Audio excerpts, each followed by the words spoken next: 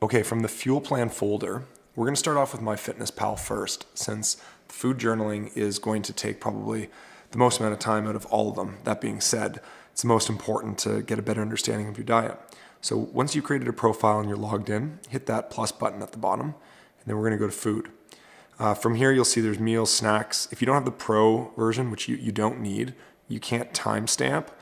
But really we're going to be using the fasting app for the timing of your meals. So first thing, go into a meal.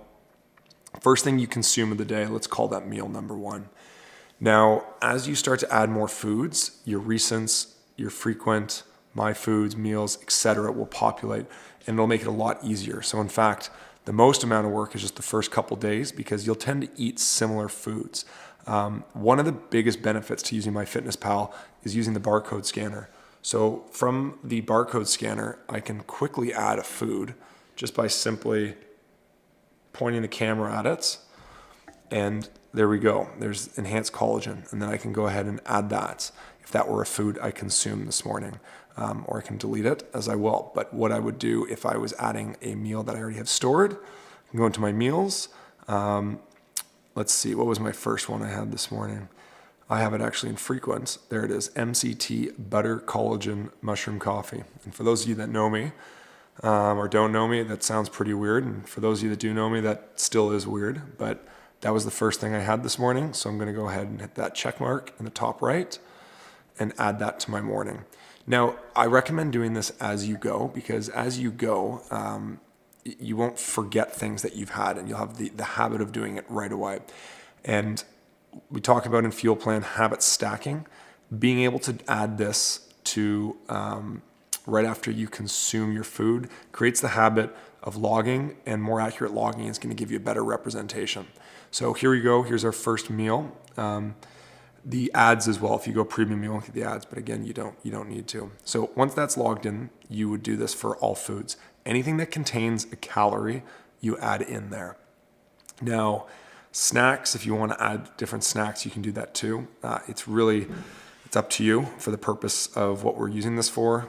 Just have them in order. And then what you can look at, and this is what we're going to look at to evaluate, is when you tap on where it says calories remaining, it's going to give you your distribution. And what I want to actually see for you are your macros. We're not going to be as concerned with counting calories and all of your nutrients for the purpose of this testing. What we are going to look at are your carbohydrates, your fats, and your proteins. So you'll notice I have a goal here of 50, 25, and 25. That's not necessarily your goal. You can set these goals from your profile. But for your baselining, don't worry too much about the goal. We just want to get what you're eating. As you begin to add foods, so my second meal I had today was my Magic Oats. So my Magic Oats, add that in, check mark in the top, adds a few more calories, and you can see I go back to that nutrient distribution or macros, and it's changed it a little bit more. So now I'm at 62, 19, and 19. The third meal I had were my Brussels eggs or Brussels breakfast, and I can add this one in, and you can sort of see what I'm getting at here. So you do this for the full day. Include every single calorie. You don't need to put in glasses of water, but anything that contains a calorie, go ahead and put that in, because what we want to see again at the end of the day is what this distribution is. So for MyFitnessPal on the phone, this is how you add food. The second part to this is looking at your progress. If you've connected a Wi-Fi scale, which I've recommended in the first steps, everything will sync automatically, which is great. If you don't have a Wi-Fi scale, then what you'll need to do is add in your weight manually. And you'll go about this the same way, plus sign, weight, add that in. Now, if you are doing the all-in version and the desktop version I'm going to show you shortly, I'm going to show you how we do this. You can add in your measurements. So waist, bicep, hips, thigh, chest, thigh, etc. Will be in here, and you can add those in. We're only doing those once for your baseline, and we'll only be testing those depending on how frequently you want to do, as most as once per month. So progress will allow you to do that too. The other item that it's optional, but I'm encouraging you to do, is going to be photos. So these photos here, you can keep them in the app so they don't leave the app.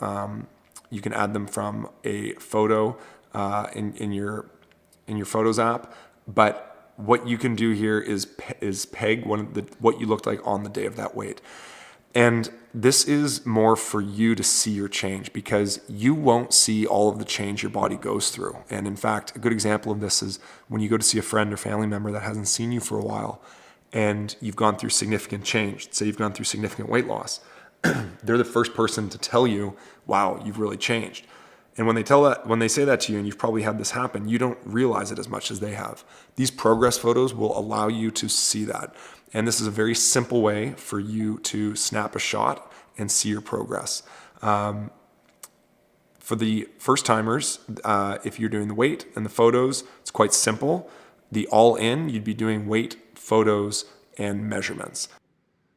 All right, so from the desktop or the web app, this is how we're going to customize what you're tracking if you are doing the all-in version. So from here, we can add in measurements, which you can then add through the native app on the phone. You could also add them in here, but to add something, so I've got a couple examples in here, you just hit track additional measurements, and then from here, we can add in, let's just say you were also measuring, what do we not have on here?